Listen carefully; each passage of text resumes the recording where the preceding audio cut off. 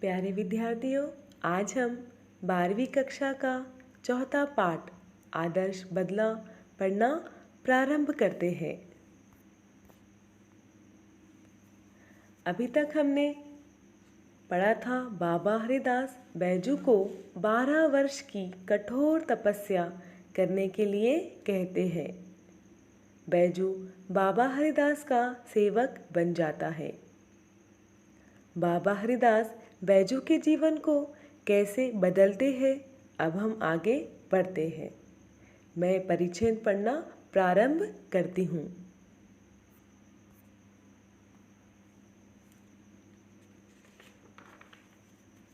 ऊपर की घटना को 12 बरस बीत गए। जगत में बहुत से परिवर्तन हो गए। कई बस्तियाँ उजड़ गई, कई वन बस गए। बूढ़े मर गए, जो जवान थे उनके बाल सफ़ेद हो गए। अब बैजू बावरा जवान था और राग विद्या में दिन ब दिन आगे बढ़ रहा था। उसके स्वर में जादू था और तान में एक आश्चर्यमय मोहिनी थी। गाता था तो पत्थर तक पिघल जाते थे और पशु पंछी तक मुग्ध हो जाते थे। लोग सुनते थे और झूमते थे तथा वाह वाह करते थे। हवा रुक जाती थी, एक समा बंध जाता था। एक दिन हरिदास ने हंसकर कहा, वत्स, मेरे पास जो कुछ था वो मैंने तुझे दे डाला। अब तू पूर्ण गंधर्व हो गया है। अब मेरे पास और कुछ नहीं जो तुझे दूँ। बैजू हाथ बांधकर खड़ा हो गया। कृतज्ञता का भाव आंसुओं के रूप में बह निकला। चरणों पर सिर रखकर बोला, महाराज, आपका उपकार जन्म भर सिर से ना उतरेगा। हरिदास सिर हिलाकर बोले, यह नहीं बेटा, कुछ और कहो। मैं तुम्हारे मुंह से कुछ और सुनना चाहता हूँ। बैजू, आज्ञा कीजिए। हरिदास, तुम पहले प्रतिज्ञा करो। बैजू ने बिना सोच विचार किए कह दिया, मैं प्रतिज्ञा करता हूँ कि। हरिदास ने वाक्य को पूरा किया। इस राग विद्या से किसी को हानि न पहुँचाऊँगा।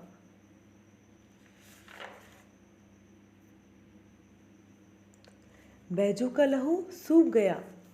उसके पैर लड़खड़ाने लगे। सफलता के बाग परे भागते हुए दिखाई दिए। 12 वर्ष की तपस्या पर एक क्षण में पानी फिर गया। प्रतिहिंसा की छुरी हाथ आई तो गुरु ने प्रतिज्ञा लेकर कुंद कर दी। बैजू ने होंठ काटे, दांत पीसे और रक्त का घूंट पीकर रह गया। मगर गुरु के सामने उसके मुंह से एक शब्द भी ना निकला। गुरु गुरु था, शिष्य शिष्य था। शिष्य गुरु से विवाद नहीं करता।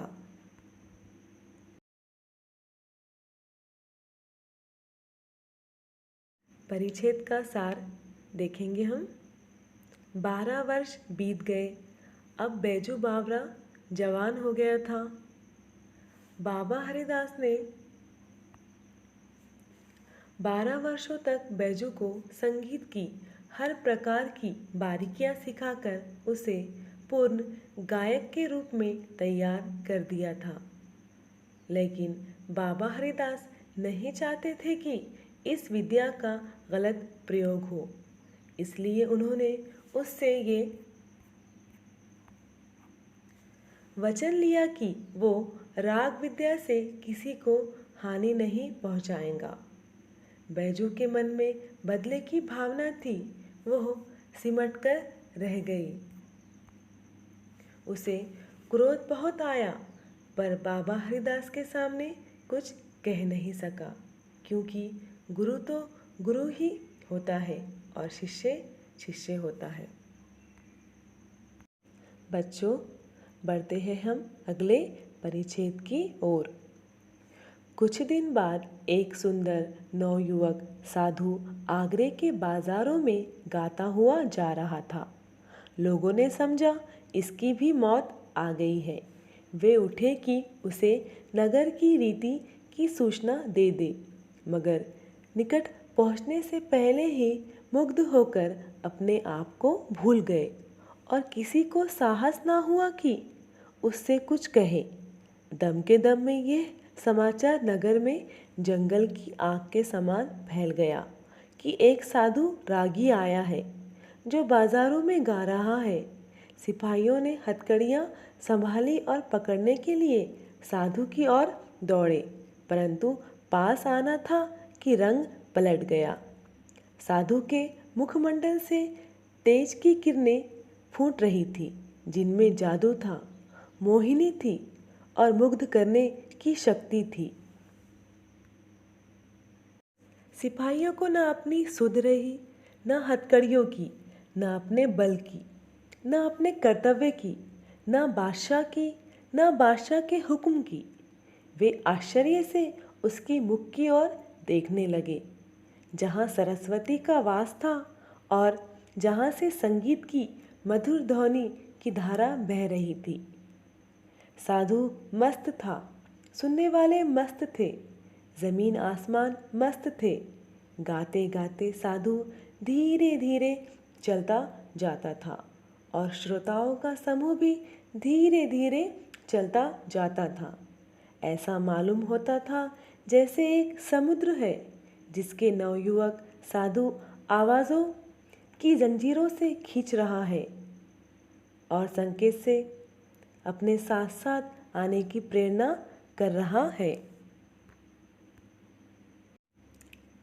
मुग्ध जन समुदाय चलता गया, चलता गया, चलता गया, पता नहीं किधर को, पता नहीं कितनी देर।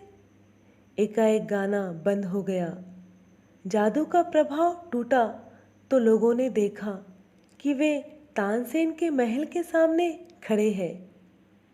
उन्होंने दुख और पश्चाताप से हाथ मले और सोचा, ये हम कहाँ आ गए। साधु अज्ञान में ही मौत के द्वार पर आ पहुँचा था। भोली भाली चिड़िया अपने आप अजगर के मुंह में आ फंसी थी और अजगर के दिल में जरा भी दया न थी। तानसेन बाहर निकला। वहाँ लोगों को देखकर वो हैरान हुआ और फिर सब कुछ समझकर नवयुवक से बोला, तो शायद आपके सिर पर मौत सवार है। नवयुवक साधु मुस्कुराया, जी हाँ, मैं आपके साथ गान विद्या पर चर्चा करना चाहता हूँ। तानसेन ने बेपरवाही से उत्तर दिया, अच्छा, मगर आप नियम जानते हैं ना? नियम कड़ा है और मेरे दिल में दया नहीं है। मेरी आंखें दूसरों की मौत को देखने के लिए हर समय तैयार है। नवयुवक, और मेरे दिल में जीवन का मोह नहीं है। मैं मरने के लिए हर समय तैयार हूँ। इसी समय सिपाहियों को अपनी हथकड़ियों का ध्यान आया। झंकारते हुए आगे बढ़े और उन्होंने नवयुवक साधु के हाथों में हथकड़ियाँ पहना दी। भक्ति का प्रभाव टूट गया। श्रद्धा के भाव पकड़े जाने के भय से जड़ गए और लोग इधर उधर भागने लगे।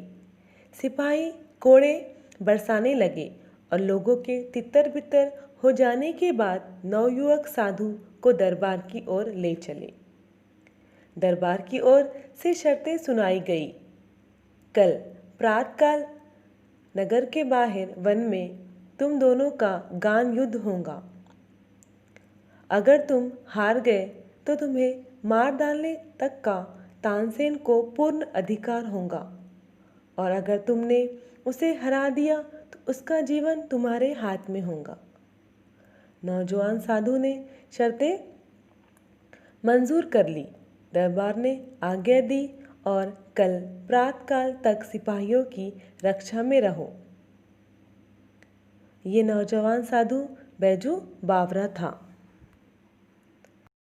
इसी समय सिपाहियों को अपनी हथकड़ियों का ध्यान आया। झंकारते हुए आगे बढ़े और उन्होंने नवयुवक साधु के हाथों में हथकड़ियाँ पहना दी। भक्ति का प्रभाव टूट गया। श्रद्धा के भाव पकड़े जाने के भय से उड़ गए और लोग इधर उधर भागने लगे। सिपाही कोड़े बरसाने लगे और लोगों के तितर बितर हो जाने के बाद नवयुवक साधु को दरबार की ओर ले चले। दरबार की ओर से शर्तें सुनाई गई। कल प्रातःकाल नगर के बाहर वन में तुम दोनों का गान युद्ध होगा। अगर तुम हार गए तो तुम्हें मार डालने तक का तानसेन को पूर्ण अधिकार होगा और अगर तुमने उसे हरा दिया तो उसका जीवन तुम्हारे हाथ में होगा। नौजवान साधु ने शर्तें मंजूर कर ली। दरबार में आज्ञा दी कि कल प्रातःकाल तक सिपाहियों की रक्षा में रहो। यह नौजवान साधु बैजू बावरा था।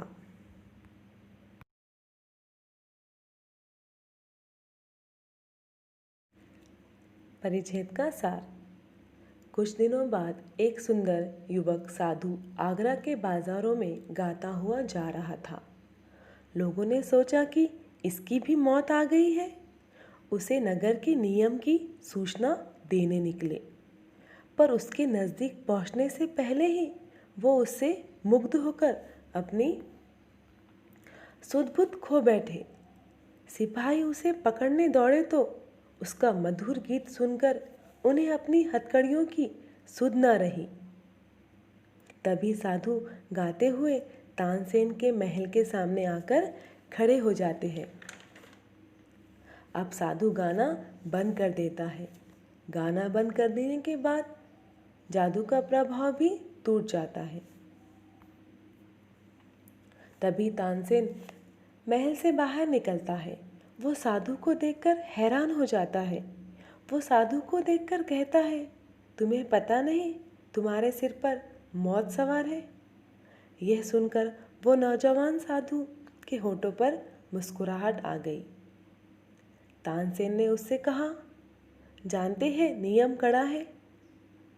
मेरे दिल में दया नहीं है। मेरी आंखें दूसरों की मौत देखने के लिए हर समय तैयार है। इस पर बैजू बावरा ने कहा, और मेरे दिल में जीवन का मोह नहीं। वो नवयुवक साधु और कोई नहीं बैजू बावरा है। मैं मरने के लिए हर समय तैयार हूँ। उसे ले जाते समय दरबार की शर्तें बताई गई। देखो, अगर तुम तानसेन से हार गए तो तुम्हें मारने का पूर्ण अधिकार तानसेन को ही होगा, और अगर तुम तानसेन को हरा दिया तो उसके जीवन तुम्हारे हाथों में होगा। उसने हर चीज़ को मंजूर कर दिया। बच्चों, अगले वीडियो में हम बाकी के परिच्छेद पढ़ेंगे। धन्यवाद।